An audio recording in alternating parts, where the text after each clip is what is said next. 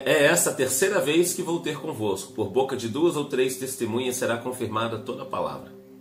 Já anteriormente o disse, e segunda vez o digo, como quando estava presente, mas agora estando ausente. O escrevo aos que antes pecaram, e a todos os quais, se outra vez for, não lhes perdoarei. Visto que buscai uma prova de que Cristo fala em mim, o qual não é fraco para convosco, antes é poderoso entre vós. Porque ainda que foi crucificado por fraqueza, vive contudo, pelo poder de Deus, porque nós também somos fracos nele, mas viveremos com ele pelo poder de Deus em vós. O apóstolo Paulo aqui está trazendo uma mensagem, um texto aqui num tom de correção, né? Isso é algo que acontece com frequência quando nós lemos os textos de Paulo. Ele amava, mas ao mesmo tempo estava pronto para corrigir, né? Se decepcionava, uma pessoa de coração, com maturidade, com certeza, né? O apóstolo Paulo, responsável por grande parte aí do Novo Testamento, com seus trabalhos, com suas epístolas. E ele está dizendo aqui no verso 2, já anteriormente o disse, segunda vez digo como estava presente, mas agora estando ausente, o escrevo aos que antes pecaram e a todos os mais, que se outra vez for, eu não lhes perdoarei. Eu quero ler essa palavra aqui na NVI também, porque ela sempre traz um tom que às vezes traz uma certa diferença, né? Segundo Coríntios 13, mas ajuda-nos a nos posicionar melhor dentro do texto. Aqui diz o seguinte, do versículo 2: já os adverti quando estive com vocês pela segunda vez. Agora, estando ausente, escrevo aos que antes pecaram e aos demais, quando voltar, não os pouparei. Visto que vocês estão exigindo uma prova de que Cristo fala por meu intermédio. Pensa bem, o homem fez todo o trabalho que fez. E na igreja de Corinto tinha uma galerinha ali que ficava testando o apóstolo Paulo se ele realmente era um homem de Deus ou não, e se Deus estava falando através dos lábios dele, porque ele trouxe muitos mandamentos. Ele dizia, olha, agora é o Senhor quem está dizendo, agora digo eu, não o Senhor, vocês não podem fazer isso, vocês devem viver assim. Ele estava doutrinando a igreja por meio do Espírito Santo. Mas algumas pessoas lá dentro ficavam se perguntando, será que Deus está falando pela boca dele? Né? Será que mesmo trazendo esses milagres, Deus o abençoou com os milagres? Mas será que realmente esses mandamentos vêm do Senhor? Será que nós temos que obedecer? E isso entristeceu o coração de Paulo, a ponto de dizer que ele não iria poupar essas pessoas. Irmãos, é praticamente uma ameaça que o apóstolo Paulo faz, mas não simplesmente pela sua moral. Tipo assim, eu tenho que ir lá resolver esse problema porque a minha moral está em xeque agora. Estão dizendo aí que eu não estou falando pela boca do Senhor e eu quero mudar esse negócio. Não nesse sentido. Eu creio que o apóstolo Paulo estava preocupado com aquelas pessoas que tinham crido. E por causa dessas pessoas, levantadoras de contendas, de intrigas, através da boca dessas pessoas, aquelas poderiam se desviar do caminho da verdade. Irmãos, já pararam para prestar atenção que nós não ouvimos falar, porque não existe mais, nenhuma das igrejas, das 7 igrejas de Apocalipse? Existem igrejas com aqueles nomes, mas aquelas igrejas elas acabaram, por um motivo ou por outro, por uma guerra, por uma cidade ser destruída, por contendas políticas, pela expansão da igreja católica no passado. E a igreja que mais recebeu elogios, né, que era uma igreja pequena, mas o Senhor só trouxe elogios para ela, que foi a igreja de Filadélfia, também não existe. Eu conheço uma igreja de Filadélfia, talvez tenha até mais, mas não é aquela mesma Filadélfia da Bíblia. Não há uma igreja sequer que sustenta o mesmo local, o mesmo grupo, descendentes de pessoas que foram indo, como nós temos hoje. Nós temos igrejas batistas do sétimo dia centenárias no Brasil, que hoje tem ali o filho do filho do filho de quem doou o terreno para a igreja. Isso é comum nós encontrarmos, né? E isso é bom, mas igreja nenhuma durou até hoje, desde o início de Cristo. Só que a igreja do Senhor, ela nunca se perdeu, pelo contrário, ela só se expandiu. É óbvio, existem profecias de que nos últimos dias o amor de muitos se esfriaria, uma apostasia iria chegar, e nós já estamos vivendo isso, né? Paulo já percebia isso de certo ponto na sua época, e Pedro também. mas nós estamos vivendo um momento complicado onde está sendo perdido a essência da igreja. O que interessa, o que importa muito mais do que uma placa, porque as placas de igreja, as denominações separadamente, não deveriam trazer divisão, não deveriam colocar cercas e separar. A não ser separar de uma doutrina completamente errada, a não ser separar de um ensinamento que seja antibíblico. Então sim, tem que haver separação.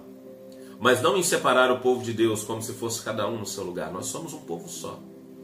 Nós somos um povo lavado e remido e Jesus Cristo é o nosso Rei. Nós vamos habitar no mesmo local, vivendo na mesma nova terra e o novo céu que o Senhor há de revelar sobre os filhos dele. Então não faz sentido certas coisas acontecerem, mas sempre houve e sempre haverá esse tipo de divisão. E Cristo vai ser melhor revelado em um local do que em outro. Então qual que é o nosso trabalho? Irmãos, eu vejo que é de imprescindível importância a nossa dedicação no estudo bíblico, a nossa dedicação na clareza espiritual, a nossa dedicação na entrega, na santidade. Eu estive acompanhando uma programação na TV ontem à noite, quando eu fui me deitar.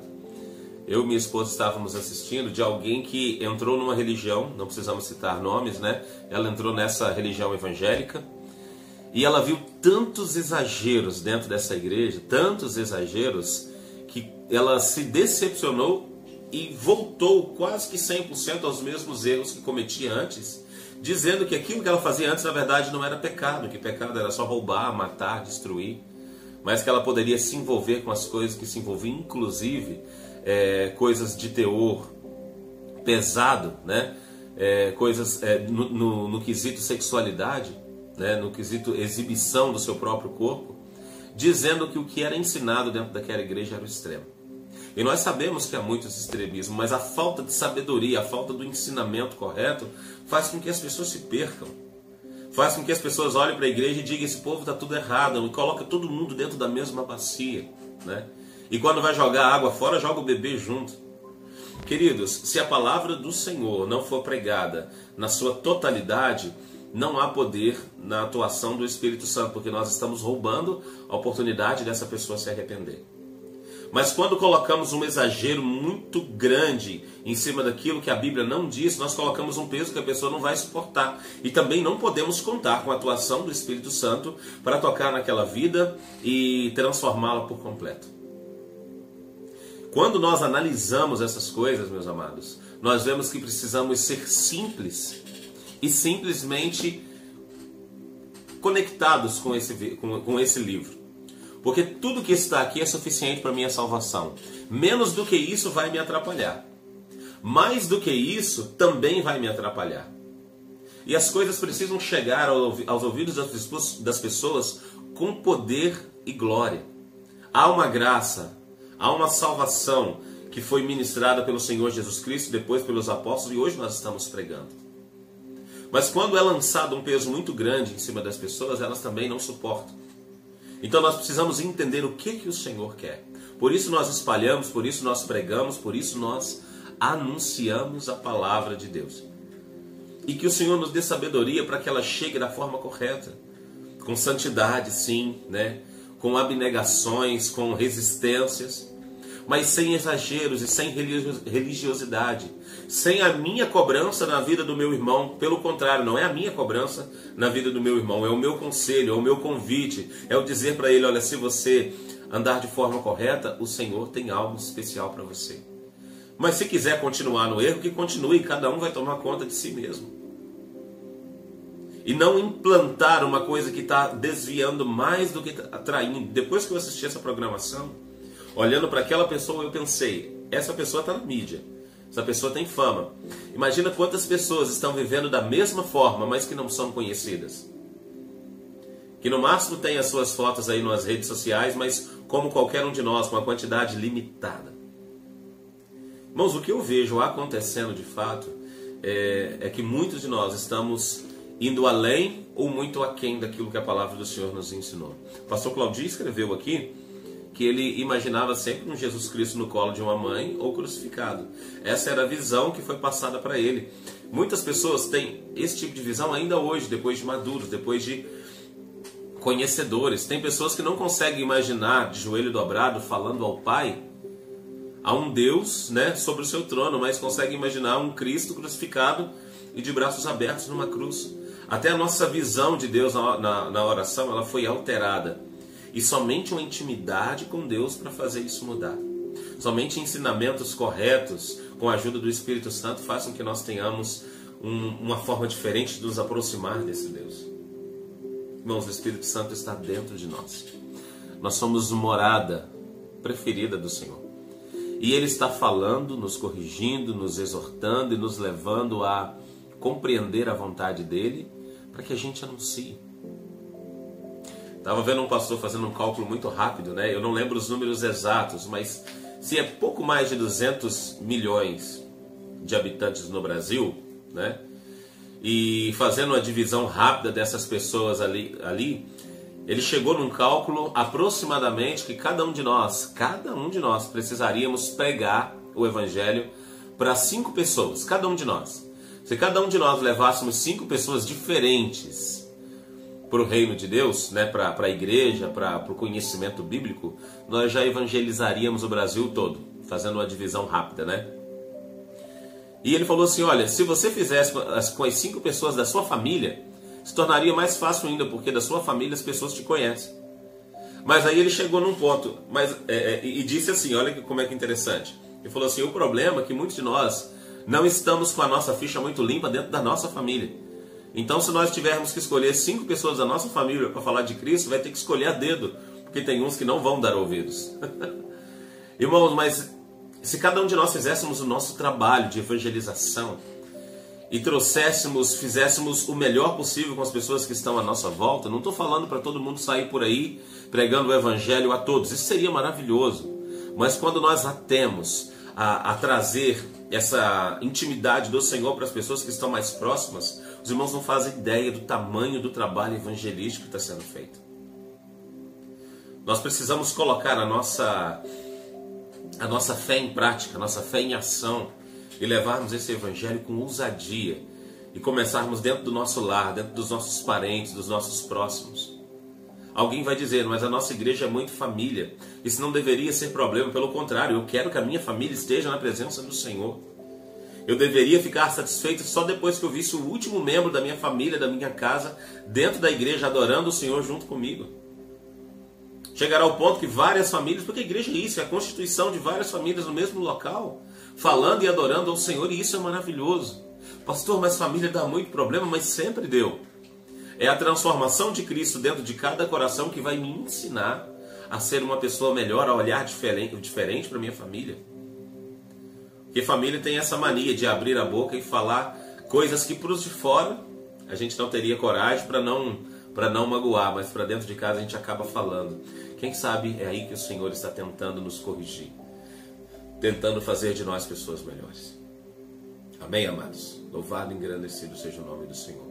Que Deus abençoe grandemente o seu dia, que nós possamos entender o que o Senhor está falando conosco, entender o que o Senhor está querendo nos dizer com os textos bíblicos, com os ensinamentos, com o tempo presente, o que o Senhor está querendo falar conosco com esse vírus.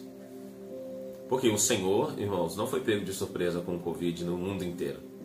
Não pense isso jamais. O Senhor não foi pego de surpresa com esse problema que nós estamos enfrentando. Ah, mas muita gente está morrendo. Para o Senhor a morte não é o fim das coisas. E Ele sabe de tudo. Então nós temos um Deus que é presciente, um Deus que conhece todas as coisas, um Deus que sabe de todas as coisas. E o que o Senhor tem falado aos nossos corações? O que nós estamos aprendendo? Quantas pessoas achavam que somente estar dentro da igreja era ser cristão? E quanto tempo nós passamos parados? O quanto isso mudou na reflexão da vida de todo mundo? E agora teve que manter espiritualidade mesmo fora da igreja. E se não tivéssemos igreja por mais um ano? E se o Covid durasse mais um ano com lockdown? E se por algum motivo não tivéssemos lives, né, para programação? Irmãos, o Senhor está nos fazendo voltar àquilo que o povo viveu durante muitos anos. Há uma vida de intimidade entre nós e Ele.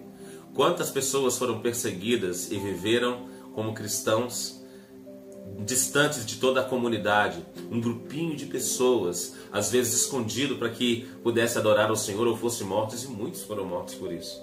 O Senhor está nos mostrando que a nossa intimidade com Ele é muito maior do que nós estarmos dentro de uma igreja, para que quando tudo isso voltar ao normal, nós venhamos dar valor de fato, quão é gostoso nós estarmos em comunhão com os nossos irmãos. O quão é gostoso e um privilégio, né? Como somos privilegiados estar dentro da igreja, junto com os nossos irmãos, adorando em comunidade. O Senhor sabe, e há tempo para todas as coisas, e Ele está nos corrigindo em cima disso aí.